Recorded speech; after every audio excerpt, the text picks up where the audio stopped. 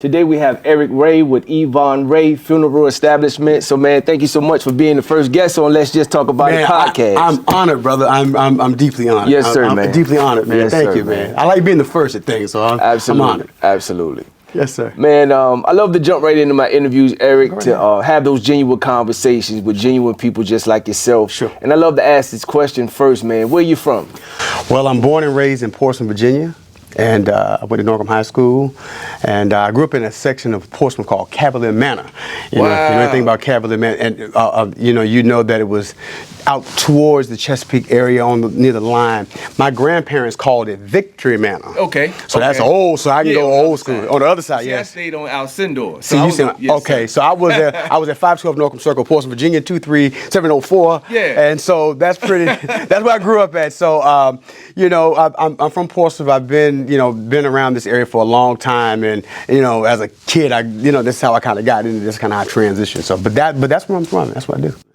Got you, man. As a kid, growing up in Cavalier Manor, wow. How was that for you? I know it was different for a lot of people, growing up. Back then, Chuck, it was a whole different time. Right. And see, during our time, we had a lot of grandparents that we were able to get a lot of good gems from. So our values are a whole lot different than today. We had a sense of family, had a sense of community. Absolutely. And so, with that being said, we had a sense of cooking. Because our grandparents cooked. So a lot of you don't get a lot of that today. But we learned about family, and we learned about being able to take care of one another. Right. And so, service, I started out, I couldn't wait to work, man, at 13, 14 years old. I was trying to go to work, because that's what I always saw. And so, that's how I was as a kid. When they talk about you don't let the street lights beat you home. I remember that. Street lights. I remember that. I remember eating Sunday with your family on Saturday at the table. I remember that the living room, you couldn't go into the living room. So I remember those days. So those are days that are just gone, and they seem like they've been so long ago, but and they actually were. But that's what shaped me to who I am today. Wow. So we're sitting in your building. Okay. Yeah. How did you get into the funeral home business? Talk about that, man. So my grandmother, when we just finished talking about values, she hung around a funeral home for. Well, let me go back. She's from Pensacola, Florida. Okay. And so she hung around a funeral home there, Reed's Funeral Home. And then when my grandfather moved up here, when he's in the Navy, so we Navy implants, she started hanging around this funeral home in Portsmouth. And so I kind of, I went there, and it was just like, it was like a family atmosphere. One of the embalmers there became an adopted dad. I really consider him as a dad. And so, it just be, that's just kind of how it was. And so we would spend Saturdays, my Saturdays out of school, going to the funeral home. Wow. So I'm 13 years old going to this funeral home. Being exposed to that. Now I'm not playing outside, I'm at the funeral home. Wow. And so, I'm helping out, just doing things, just glad to be there, And then, years later, I had a partner of mine had a funeral home over in Berkeley. So I was over there with him. He was a lot younger than I was. Gotcha. And so, he kind of, he's like a big brother. So it's we kind of gel. And it just went from there. I looked at how he started in the industry, how all these other, film directors, I knew a lot of the older greats. And so I started that young. And that's kind of how I got into it. And so it just stuck, man. It just really stuck. And, it was just one of those things I knew coming out of high school, that's what I wanted to do. Wow. That's what it was, Wow. Wow. So you're a young kid going into the funeral home. In the funeral home. Seeing bodies. Well, I was scared. Okay. A lot of folks don't know this. Don't tell nobody I told you that. Okay. But I was kind of scared at age 12. Absolutely. Because I would always see them in the casket until I went to this one guy. He's passed on now. He took me in the embalming room. He said, "Come on, let me show you what it was." I was 13, and I wasn't scared anymore. So after that, I really wasn't afraid anymore. Wow. And so I dressed my first body at 13. At 13 years old. I helped dress at 13. I did. And those days were a lot different. What do you mean by that? Well, what I mean by that was that it wasn't one of those type of situations where your children were just so. They weren't fragile with us, they didn't think we'd break, they didn't think we'd crumble, they taught us the essence of work. So in that essence of work, it was one of those type of situations where we just, we had it had to get done, and this is how you have to learn. Whereas now a lot of kids are coddled, and we don't want to put them into PTSD and that kind of thing. What about concerned with PTSD? Right, back then, I was concerned with that. No, not at all. Wow, as a young kid, you being exposed to bodies. So being in this business, as an entrepreneur, what are some of the challenges that you face being a funeral home owner? Well, my story is not like a lot. Okay. So I didn't have a grandfather that started this in the 30s and 40s and 50s, and then my dad got it, and then I inherited. It was imparted into me through a lot of good funeral directors over the years. And so what happened was that I have a great line that I said that is people that are in funeral service and funeral service that are in them. I mean, there are those that funeral service is in them, and then there's those that are in it. It's in me. So, I didn't say, hey, I don't have to go work a job. I have to go find a job. My dad's got a place here, so I'm going to go head on. And, and so I think a lot of the respect level, I have a different look, I have a different opinion of it and a different love for it because I built it.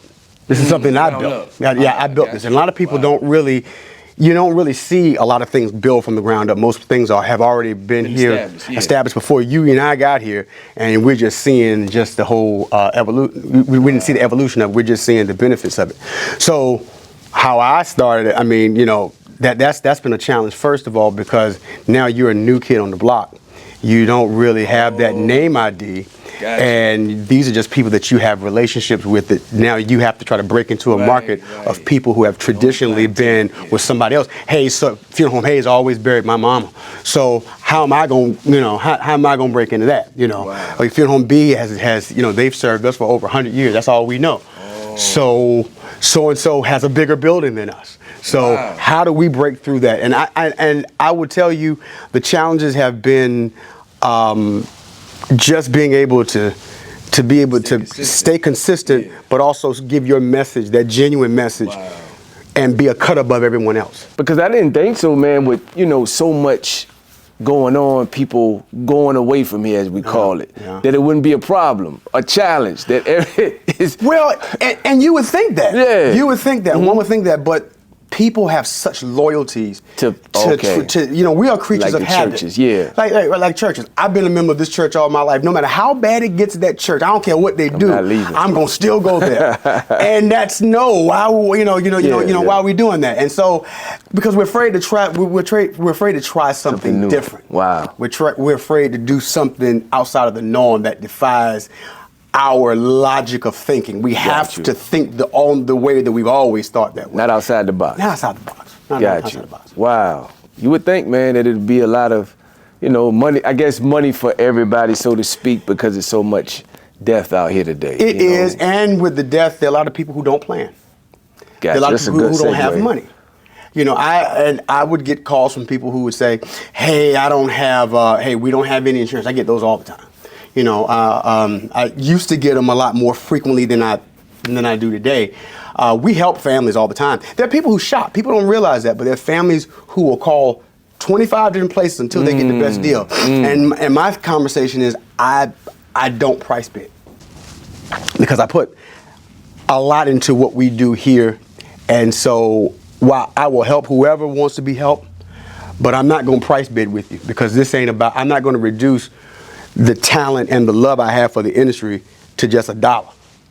I don't want to do it because don't want the next man or woman to get that business. It's not worth it to me. Got you. Wow. Going into this business, you think about mental health today. You know what I mean? Yeah. How do you deal with that, man? You see this all the time. Or for other people? Just for you first. How do you deal with that do you hear all the time? So I have a great talent. No, I know I have a great talent for being able to balance, compartmentalize. That's what I'm. That's what I'm looking for. And I can detach. There's this level of. I heard a preacher say one time. There's a level of empathy. There's a difference between empathy and sympathy. I have sympathy for what everybody sits in front of my table, but I can't empathize because at the end of the day, there's still something that has to be done here. Right. So if I agree with you, then my emotion, I take on your emotions. So now I can't do what I do effective. You follow what I'm saying? Yeah. Now that's not to say that my heart doesn't go out there because it really does. It does.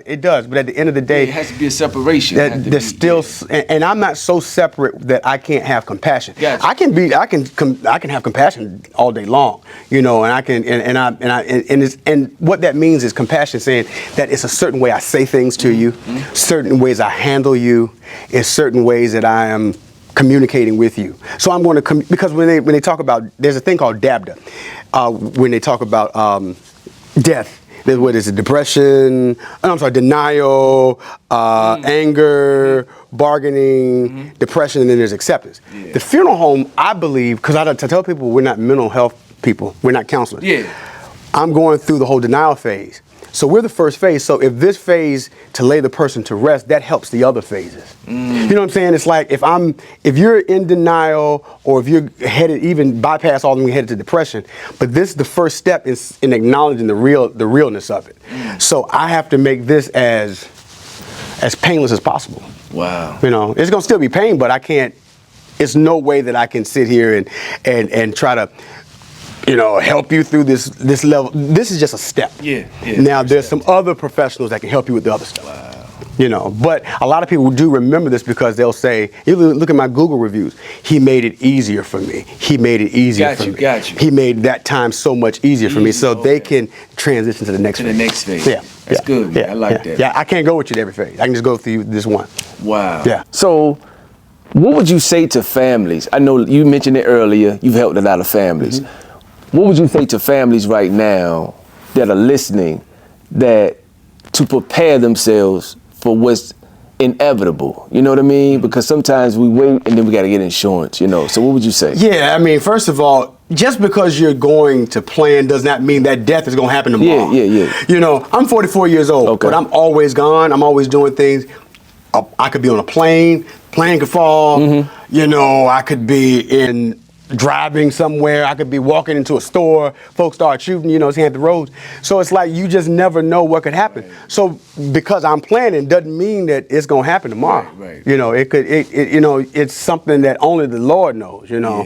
If you're a person of faith, only God knows that. So you know, get life insurance. I mean, really, it's nothing wrong with getting life insurance is not an expense. And I'm not a life insurance agent, but it's not an expense. Life insurance is really a necessity. You know, it's not an expense, and we look at it as an expense, but it's really an investment. Got you, man. Yeah. Wow. You know, I would say have something in place. I mean, have things in place and talk to someone and figure out, you know, what it is you want done. Right. Don't just talk about it passively. Be proactive in it. Got you. I think that's an important conversation. Oh yeah, absolutely. Yeah. Wow. But see, we don't want to have that conversation. Right. Because we think, oh, I'm gonna die tomorrow because we talk about my death. No. This needs to happen because I would rather know what to do when it happens because we've already had a plan instead of it just happened and now I don't know what to do and then I make the wrong decision. Yeah.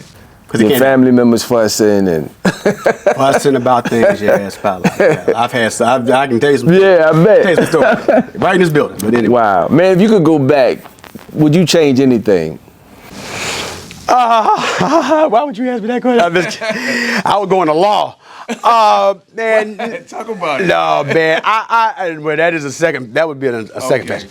But No, I will say this: if I could do it again, I would have attended Morehouse. But you know, if I could do it again, I probably wouldn't really change much, man. I really wouldn't change. That's how you know what you're supposed to do. Certain your purpose. Yeah, it's your purpose. I really wouldn't change it. I probably would have done some things differently, of course, because I mean, you know, money quarterback, man, you can always do things different. But I probably, you know, I would have prepared a little bit differently on some things, but I would probably pretty much be doing the same thing. Because I enjoy what I do. Wow. You know, what do you want people to know about Eric Wray? You know, that they don't know. What do you want? So I have and I did a commercial on this one time. Okay. Everybody offers a funeral. Got you. Very few offer service.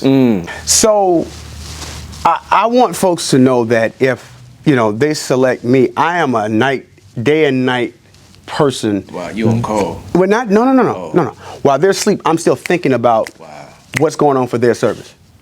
Whereas some places, if they close at 5, that's it. I don't think about you tomorrow morning. And it's not a slight at anyone, it's just an honest fact. while I'm sympathizing with people, while I'm not really empathizing with their emotions, I think about this service and I want this service to go perfect. Wow. I want whatever they have selected to go perfect. That. So when I leave here, I'm thinking, did I do this right? Did I do that right? Okay, I need to think about this. So I'm laying in bed, my brain don't shut off. And that means I care. I mean, whether you spent $2,000 or whether you spent $40,000, it's the same thing. I had an Obama tell me, he said, if you do everybody the same, you won't never go wrong. He said, if you do everybody like you do your mother, like you would do your mother, you never go wrong. In 2021, I did my mother. Wow. So I did her no different than I did anybody else. Wow. My mother was here, and here she was sitting in the chapel, and nothing was different than anything else than I did with anybody else. So that's what I want people to know, that there's a level of actual care. There's some funeral directors who actually are funeral directors and they actually care. Money is about service. It's about service. Yeah, it's not all about money. And so, it's not. See, now I think it's not about money anymore. It's about numbers now. I think a lot of people want to say they're the biggest and they just do 20,000 people of a year, and it's just like, I mean, does Mercedes-Benz sell more than Honda? Absolutely not. Honda sells more than Mercedes-Benz because everybody can't go to the Mercedes-Benz dealership. Yeah. Everybody doesn't qualify for the Mercedes-Benz dealership. Everybody doesn't qualify for that Maybach. And that's the level of service we give.